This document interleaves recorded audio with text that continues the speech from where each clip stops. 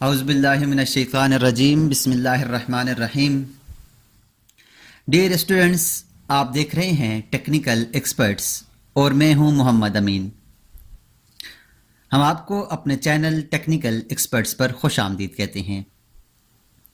Dear students, आज की हमारी ये क्लास है, इसमें हम सीखेंगे कि यूसीएस को हम किस तरह से चेंज करते हैं और अगर हम एक न्यू यूसीएस बनाना चाहें तो हम कैसे बनाते हैं। यूसीएस का मतलब होता है यूनिवर्सल कोऑर्डिनेट सिस्टम या यूज़र कोऑर्डिनेट सिस्टम। ये इंतहाई इम्पोर्टेंट चीज़ है हमारे किसी भी ड्राइंग को बनाने में। तो आज की इस क्लास में हम इस यूसीएस को ब्रीफली सीखेंगे। आपसे गुजारिश है, अगर आपने हमारे चैनल को पहली बार विजिट किया है तो काइंडली हमारे इस चैनल को सब्सक्राइब कीजिएगा और इसे अपने दोस्तों के साथ भी शेयर कीजिएगा। हम आपके लिए इसी तरह अच्छी अच्छी क्लासेस लेकर आते रहेंगे। तो अपनी क्लास का आगाज़ करते हैं। आप अगर यहाँ पर ये लेफ्ट साइड पर देखें तो ये एक्स, वाई और जेड के नाम से ये जो चीज़ पड़ी हुई है इसका नाम है यूसीएस। इसको कहते हैं यूनिवर्सल कोऑर्डिनेट सिस्टम या यूज़र कोऑर्डिनेट सिस्टम। ये हमारे पास इस वक्त 3D की फॉर्म में मौजूद है। 3 इसकी वैल्यूज़ हैं, एक एक्स की वैल्यू है, एक वाई की वैल्यू है और एक जेड की वैल्यू है। एक्स हमारे पास हमेशा हॉरिजेंटली होता है, वाई हमारे पास वर्टिकली होता है, लेकिन इसके अंदर जो हाइट होगी वो z होगी, क्योंकि हम 3D का जब ऑब्जेक्ट बनाएंगे तो एक इसकी लंबाई होगी, एक इसकी चौड़ाई होगी और जो इसकी तीसरी हाइट होगी वो z डिनोट करेगा। तो इस वक्त हम जिस यूसीएस में मौजूद हैं इसको स्टैंडर्ड इसका है, इसकी ये स्टैंडर्ड यूसीएस है जो कि हमारे पास वर्ड के नाम से होती है। और ये वाली यूसीएस ये व्यू में जाकर साउथ और वेस्ट आइसोमेट्रिक व्यू जो होता है इसमें होती है। इसके बाद हमारे पास जो साउथ ईस्ट आइसोमेट्रिक है इसको अगर हम सेलेक्ट करें तो आप देखें कि यहां पर इसका एक्स और वाई चेंज हो गया है और जेड इसका भी चेंज हो गया है। इसके अलावा मैं यहाँ से नॉर्थ ईस्ट आइसोमेट्रिक में जाता हूँ तो आप देखें अब इसका वाई भी चेंज हो गया, एक्स दूसरी तरफ चला गया, जेड तीसरी तरफ चला गया। और अगर मैं इसको चेंज करके नॉर्थ वेस्ट में जाऊँ तो अब देखें इसका यूसीएस चेंज हो गया है, एक्स दूसरी तरफ और वाई दूसरी तरफ। इससे मतलब यह है कि जब भी हम ऑब्जेक्ट बनाएंगे तो ये जो ऑब्जेक्ट बनेगा ये एक्स और वाई पे बनेगा और जेड की सूरत में ये ऊपर की तरफ इसकी हाइट होगी, ये ऊपर की तरफ एक्सट्रूड होगा। मैं एक रेक्टेंगल लेता हूं, REC लिखकर एंटर करता हूं तो आप देखें मैं यहां से शुरू करता हूं तो आप देखें अभी तो इसकी एक लाइन एक्स में जा रही है और दूसरी लाइन वाई में जा रही है। मैं इसको यहां से बंद कर देता हूं। अब अगर मैं इसको एक्सट्रूड करूं उसके लिए मैं EXT लिखकर एंटर करता हूं और इसको सिलेक्ट करके राइट बटन क्लिक करता हूं तो आप देखें अब ये वाई की जेड की सूरत में ऊपर की तरफ ये एक्सट्रूड हो रहा है। जिस तरफ हमारे पास जेड की लाइन है ये उस तरफ एक्सट्रूड हो रहा है। अगर मैं इसको डिलीट करके दोबारा से साउथ और ईस्ट की लाइन में जाऊं, इसको मैं सिलेक्ट करता हूं तो अब देखें जब मैं रेक्टेंगल लगाऊंगा तो ये यहां से एक्स और वाई में जाएगा और ये जेड ऊपर की तरफ जाएगा। मैं दोबारा से REC लिखकर एंटर करता हूं, मैं यहां से सिलेक्ट करता हूं तो आप देखिए हमारे पास जो रेक्टेंगल है इसकी एक लाइन एक्स में जा रही है, दूसरी वाई में जा रही है और इसको मैं एक्सट्रूड करूंगा तो यहां से एक्सट्रूड करता हूं तो आप देखें ये लाइन इसकी जेड की ऊपर जा रही है। ये वाला जो व्यू है हमारे पास ये साउथ ईस्ट व्यू है। इसके बाद हमारे पास जो अगला व्यू है वो है नॉर्थ ईस्ट का व्यू। नॉर्थ ईस्ट में जाएं तो आप देखेंगे कि हमारे पास जो ऑब्जेक्ट बनेगा REC लिखकर मैं एंटर करता हूं। अब आप देखें तो ये लाइन एक एक्स में जा रही है और एक वाई में जा रही है, और यहां से अगर मैं इसको सिलेक्ट करके एक्सट्रूड करूं तो इसकी हाइट जो है वो z की सूरत में जाएगी। EXT लिखकर एंटर किया और ये देखें जिस तरफ से पे z है, z की डायरेक्शन है, उस तरफ ये जा रहा है। इसके बाद हमारे पास अगला जो व्यू है वो है x और y इस तरफ पे है, जो कि हमारे पास नॉर्थ और वेस्ट है। मैं दोबारा से रेक्टेंगल लगाकर आपको बताता हूं। अब ये देखें तो हमारे पास इसका जो व्यू बन रहा है, एक लाइन हमारे पास एक्स वाई में जा रही है और इस तरह से एक लाइन एक्स में जा रही है, और ये लाइन भी हमारे पास z की सूरत में ही एक्सट्रूड होगी। मैं एक्सट्रूड करता हूं तो आप देखें जिस तरफ पे z की लाइन है, इसी तरह हमारे पास ये ऑब्जेक्ट की लाइन जा रही है। डियर फ्रेंड्स, ये तो थे हमारे पास यूसीएस, मुख्तलिफ यूसीएस के जो व्यूज थे वो थे। अब यूसीएस को हम एडिट किस तरह से कर सकते हैं, यूसीएस को हम न्यू यूसीएस किस तरह से बना सकते हैं, उसके लिए हमें कमांड प्रॉम्प्ट के ऊपर यूसीएस लिखना होगा। जो ही मैं यूसीएस लिखूंगा, यूसीएस मैंने लिखा है, तो अब इसके मुख्तलिफ ऑप्शंस आ गए हैं। सबसे पहले हमारे पास फेस, फिर है नेम्ड, फिर है ऑब्जेक्ट, फिर है प्रीवियस, फिर व्यू और word, X Y Z and ZA axis. Sorry. इसके बाद अब ये यूसीएस को हम कैसे चेंज करते हैं, इसके लिए मैं पहले एक ऑब्जेक्ट बना लेता हूं। यहां से मैंने एक ऑब्जेक्ट बनाया है और इसको मैं कर देता हूं एक्सट्रूड।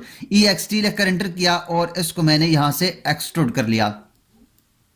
अब अगर मैं इसके मुताबिक यूसीएस को बनाना चाहूं तो उसके लिए मुझे यूसीएस कमांड प्रॉम्प्ट के ऊपर लिखना होगा। यूसीएस लिखकर एंटर करूंगा और उसके बाद फेस के लिए F लिखकर एंटर करता हूं, तो अब ये कहता है select face of solid object. मैं यहां से इसका ऊपर वाला फेस सिलेक्ट करता हूं, तो आप देखें हमारे पास जो यूसीएस है वो इस फेस पर आ गई है, इस फेस के मुताबिक हो गई है। अब मैं जब भी हमारे पास जो पहले यूसीएस बनी थी सेम इसी तरह की बनी हुई थी, इसका मैं कोई और फेस सिलेक्ट कर लेता हूं। दोबारा से मैं यूसीएस में जाता हूं और फेस के लिए F लिखकर एंटर करता हूं और उसका ये साइड वाला फेस मैं सिलेक्ट करता हूं। मैंने सिलेक्ट किया तो अब देखिए हमारे पास यूसीएस इस फेस की बन गई है। अब मैं जब भी कोई भी ऑब्जेक्ट इसको करने के बाद, यूसीएस को चेंज करने के बाद लगाता हूं, अब मैं एंटर करूंगा तो हमारे पास ये यूसीएस देखें तो इस शेप की हो गई है। अब मैं जब जो भी ऑब्जेक्ट बनाऊंगा, मैं रेक्टेंगल बनाता हूं तो देखें ये अब इसी शेप का बनेगा, जिस फेस को मैंने सिलेक्ट किया था उस फेस के मुताबिक अब ये ऑब्जेक्ट बने। अगर मैं इस फेस को सिलेक्ट करता हूं तो ये इस फेस के मुताबिक हो जाएगी। मैं एक दफा फिर आपको करके बताता हूं। यूसीएस लिखकर एंटर करूंगा, फेस के लिए F लिखकर एंटर करूंगा। अब मैं यहां से ये वाला फेस सिलेक्ट करता हूं, तो अब फेस सिलेक्ट करने के बाद मैंने एंटर दबाया तो अब देखना हमारे पास, मैं दोबारा से रेक्टेंगल लगाता हूं तो जिस तरह का हमारे पास जो फेस हमने सिलेक्ट किया था उसी फेस के मुताबिक यूसीएस बन गई है और अब उसके मुताबिक हमारे पास ये ऑब्जेक्ट बन रहा है। ये हमारे पास जो रेक्टेंगल है वो इसके मुताबिक बन रहा है। उसके बाद हमारे पास जो अगला ऑब्जेक्ट, अब अगला ऑप्शन है वो नेम्ड का है। नेम्ड क्या है कि नेम्ड के अंदर हम एक अपनी नई यूसीएस बना सकते हैं। वो किस तरह से, मैं यहां से फिर आपको एक दफा चेंज करके बताता हूं। मैं यूसीएस लिखकर एंटर करता हूं और वर्ड में जाकर इसको चेंज कर देता हूं। अब मैं दोबारा से यूसीएस लिखकर एंटर करता हूं और फेस लिखकर एंटर करता हूं और इसको मैं यूसीएस को इस फेस के मुताबिक कर देता हूं और एंटर दबा देता हूं।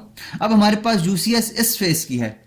मैं चाहता हूं कि मेरे पास यूसीएस इस फेस की एक सेव हो जाए, मुझे बार बार इसको बनाना ना पड़े, ताकि मैंने जितना भी काम करना है इसी फेस पे करना है। तो उसके लिए मैं एक यूसीएस को सेव कर लेता हूं। तो यूसीएस को सेव करने का तरीका क्या है, यूसीएस लिखकर मैं एंटर करूंगा तो हमारे पास जो दूसरा ऑप्शन है वो है नेम्ड का। इसके लिए दो लफ्ज इसके कैपिटल हैं NA, तो इसके लिए मैं यहां पर लिखता हूं NA।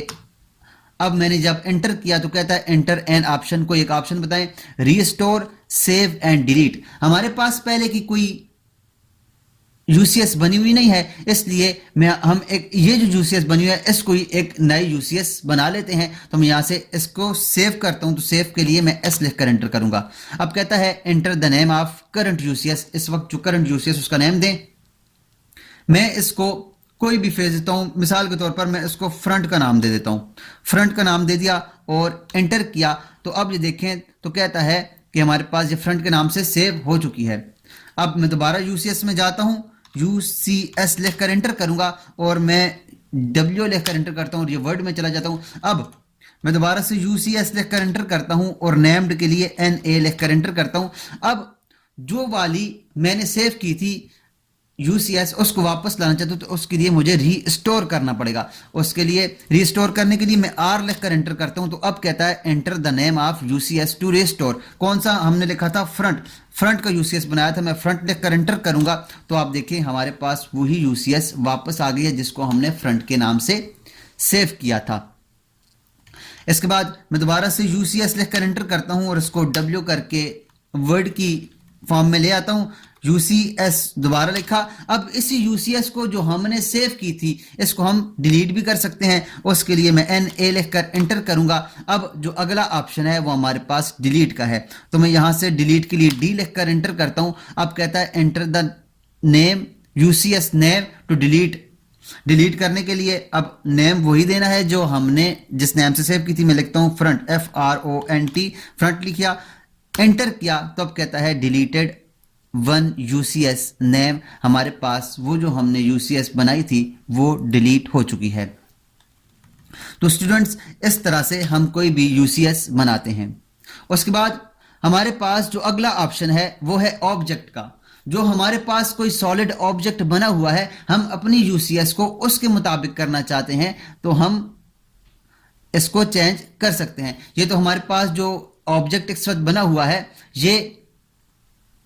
ये ऑब्जेक्ट तो वर्ड की जो फॉर्म है इसकी यूसीएस की उसके मुताबिक बना हुआ है। हम इसको पहले चेंज कर लेते हैं। चेंज करने के बाद एंटर में दबाता हूं तो ये हमारे पास ये चेंज हो गई है। अब मैं यूसीएस लिखकर एंटर करता हूं और ऑब्जेक्ट के लिए इससे पहले एक ऑब्जेक्ट बना लेंगे। मैं रेक्टेंगल लगा लेता हूं, यहां से मैं एक रेक्टेंगल लगा के इसको एक्सट्रूड कर लेता हूं। EXT लिखकर एंटर किया और इसको एक्सट्रूड कर लिया। अब अगर हम अपनी यूसीएस को इसके मुताबिक लाना चाहते हैं, वर्ड लेकर मैं इसको चेंज कर लेता हूं। यूसीएस को यूसीएस लिखकर एंटर किया। अब किस ऑब्जेक्ट के मुताबिक, ये जो हमने ऑब्जेक्ट बनाया हुआ है इसके मुताबिक हो जाए, तो उसके लिए मैं क्या करूंगा, OB लिखकर एंटर करूंगा और कहता है select the object to align UCS.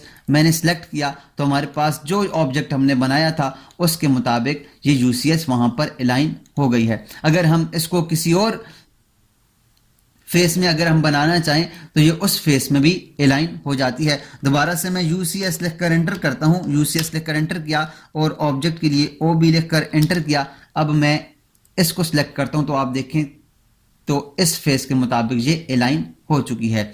अब दोबारा से मैं यूसीएस लिखकर एंटर करता हूं और ऑब्जेक्ट के लिए OB लिखकर एंटर करता हूं। अब मैं यहां से इस एरिया को सिलेक्ट करता हूं तो आप देखें तो हमारे पास ये इसके ऊपर आकर अलाइन हो चुकी है। तो अगर हम अपने यूसीएस को किसी ऑब्जेक्ट के मुताबिक अलाइन करना चाहें तो हम उसको ऐसे यूसीएस लिखकर और फिर ऑब्जेक्ट के लिए OB लिखकर उसको अलाइन कर सकते हैं। उसके बाद स्टूडेंट जो अगला ऑप्शन है वो प्रीवियस का है।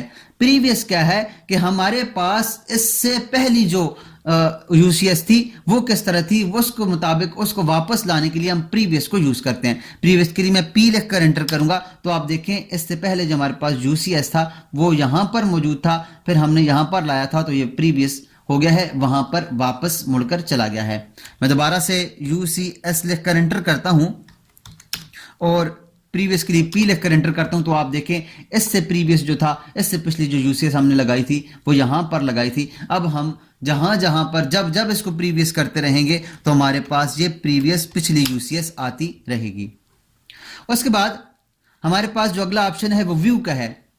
व्यू के ऑप्शन में भी हम अपनी इसको चेंज कर सकते हैं। व्यू के लिए मैं V लिखकर एंटर करता हूं तो आप देखें कि हमारे पास व्यू के अंदर हमारी व्यू के ऑप्शन के साथ क्या हुआ है कि हमारे पास 2D की यूसीएस बन गई है। इससे जो z की डायरेक्शन थी वो ख़त्म हो गई है। व्यू के दौरान हमारे पास व्यू करने से हमारे पास सिर्फ दो डायरेक्शंस हैं, एक x की डायरेक्शन है और एक y की डायरेक्शन है। इसकी z की डायरेक्शन यहाँ से ख़त्म हो गई है। उसके बाद मैं दोबारा से यूसीएस में जाता हूँ और यहाँ से इसको w लिखकर वर्ड कर देता हूँ। वर्ड जो है ये हमारे पास स्टैंडर्ड यूसीएस की फॉर्म है। उसके बाद मैं यूसीएस लिखकर आता हूँ। अब कहता है कि अगला जो ऑप्शन है वो वर्ड है, वर्ड जो हम बार बार उसको कर रहे हैं। ये वर्ड है जो कि x और y और z की तरह है। अब इसके बाद अगला जो ऑप्शन है वो x का है। x का अगर मैं करता हूँ, x लिखकर एंटर करता हूँ तो अब कहता है specify the rotation angle about x। x हमारे पास जो x की फॉर्म है, ये जो x जिस डायरेक्शन में, ये किस डायरेक्शन में 90 में हो तो मैं इसको कहता हूँ ये 120 में चला जाए। 120 लिखकर एंटर करूंगा तो आप देखिए हमारे पास ये x 120 की डिग्री में चला गया। अब जब हम ऑब्जेक्ट बनाएंगे, कोई भी ऑब्जेक्ट में रेक्टेंगल लगाता हूं तो आप देखें हमारे पास इस तरह से इस डायरेक्शन में बनेगा, ये जहां पर x की ये वाली जो इसकी फॉर्म है। मैं इसको एक्सट्रूड करता हूं, ext लिखकर एंटर किया तो आप देखें हमारे पास अब ऑब्जेक्ट इस तरह से बना हुआ है। उसके बाद मैं दोबारा से यूसीएस लिखकर एंटर करता हूं। यूसीएस लिखकर एंटर करने के बाद यहां से मैं अगला जो ऑप्शन है वो y का है, मैं y लिखकर एंटर करता हूं तो अब कहता है y की रोटेशन एंगल बताएं। मैं y की रोटेशन एंगल यहां पर बता देता हूं 30 मैंने किया तो अब देखिए हमारे पास ये वाला जो y है ये 30 एंगल में चला गया है। अब मैं यहां से रेक्टेंगल लगाता हूं तो आप देखें कि ये इसका रेक्टेंगल कुछ इस तरह से लगेगा और अगर मैं इसको एक्सट्रूड करूं तो ये एक्सट्रूड होकर कुछ इस तरह से ऑब्जेक्ट बन जाएगा। उसके बाद दोबारा से मैं यूसीएस में जाता हूं और इसको वर्ड कर देता हूं, वापस अपनी असली हालत में ले आता हूं। उसके बाद फिर यूसीएस लिखकर एंटर किया और इसके लिए है z डायरेक्शन के लिए मैं z लिखकर एंटर करता हूं तो अब कहता है specify the rotation of z, तो मैं इसको कर देता हूं जी 120 डिग्री। 120 डिग्री किया तो अब देखें हमारे पास ये z 120 डिग्री की उसमें फॉर्म में चला गया है। अब मैं क्या करता हूँ, यहाँ से रेक्टेंगल लेता हूँ, या ये एक मैंने रेक्टेंगल लिया। अब ये हमारे पास ऑब्जेक्ट इस तरह से बनेगा। अब मैं एक्सट्रूड करता हूँ तो आप देखिए हमारे पास ये ऑब्जेक्ट कुछ इस तरह से बन रहा है। उसके बाद दोबारा से मैं यूसीएस में जाता हूँ और इसको वर्ड कर देता हूँ। वर्ड करने के बाद आप देखें तो हमारे पास ये इस तरह से हम किसी भी डायरेक्शन में अपनी यूसीएस को चेंज कर सकते हैं। उसके बाद इसका जो लास्ट ऑप्शन है यूसीएस में जाता हूं और इसका जो लास्ट ऑप्शन है वो है जेड एक्सिस। जेड एक्सिस के लिए मैं जेड ए लिखकर एंटर करता हूं तो अब कहता है specify the new origin point or object. मैं कोई भी ओरिजिन पॉइंट देता हूं, ये ओरिजिन पॉइंट दे दूं और ये ओरिजिन पॉइंट दे दूं तो हमारे पास ये यूसीएस को इसके अलाइन कर देता है। अब ये क्या होगा, x इस तरह से लगेगा, y इस तरह से ऊपर की तरफ और z इस तरह से। कैसे z, अब ये आगे की तरफ ये एक्सट्रूड होगा।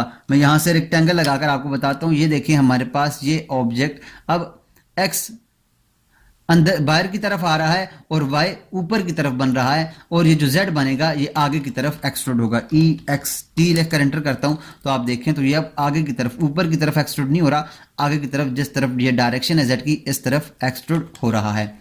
उसके बाद मैं दोबारा से UCS में जाता हूं। UCS में जाने के बाद ZA लिखकर एंटर करता हूं तो उसके बाद हमारे पास जो अगला ऑप्शन है वो है 3 ओरिजिन पॉइंट, या इसके अंदर ऑब्जेक्ट है। अगर कोई ऑब्जेक्ट है उसको उसके मुताबिक करना चाहते हैं तो अब मिसाल के तौर पर मैं ऑब्जेक्ट को लेने के लिए O लिखकर एंटर करता हूं तो अब कहता है सिलेक्ट ऑब्जेक्ट। मैं सिलेक्ट ऑब्जेक्ट करूंगा, ऑब्जेक्ट को सिलेक्ट करता हूं, ये ऑब्जेक्ट को सिलेक्ट नहीं कर रहा। दोबारा से UCS में जाता हूं, UCS और ZA लिखकर एंटर करता हूं, उसके लिए ऑब्जेक्ट के लिए O लिखकर एंटर करता हूं। अब सिलेक्ट ऑब्जेक्ट करता हूं, ये कहता है कि Z axis epsilon naught supported for selection, object इसको सपोर्ट नहीं कर रहा। उसके बाद दोबारा से मैं UCS में जाता हूं और ZA लिखकर एंटर करता हूं। अब इसके अंदर अगर हम इसको 3 पॉइंट दे दे, पहला पॉइंट, दूसरा पॉइंट, हमारे पास ये इसके मुताबिक हो जाती है UCS। दोबारा से मैं UCS में जाता हूं। UCS में जाने के बाद मैं इसको वर्ड कर देता हूं और ये हमारे पास दोबारा से अपनी ओरिजिनल में फॉर्म आ गई है। तो स्टूडेंट्स, उम्मीद करता हूँ आपको आज की यूसीएस के बारे में ब्रीफली समझ आई होगी। अगर आपको कोई सवाल है तो काइंडली आप हमें कमेंट्स बॉक्स में पूछ सकते हैं। आज के लिए इतना ही। इससे नेक्स्ट क्लास में हम सॉलिड्स जो पहले से हमारे पास 3D मॉडलिंग के अंदर बने हुए हैं उनके बारे में पढ़ेंगे। तो हमारे साथ ही रहिएगा, मिलते हैं नेक्स्ट क्लास में। तब तक अपना और अपने साथ जुड़े हर रिश्ते का ख्याल रखिएगा। अल्लाह नेगबान।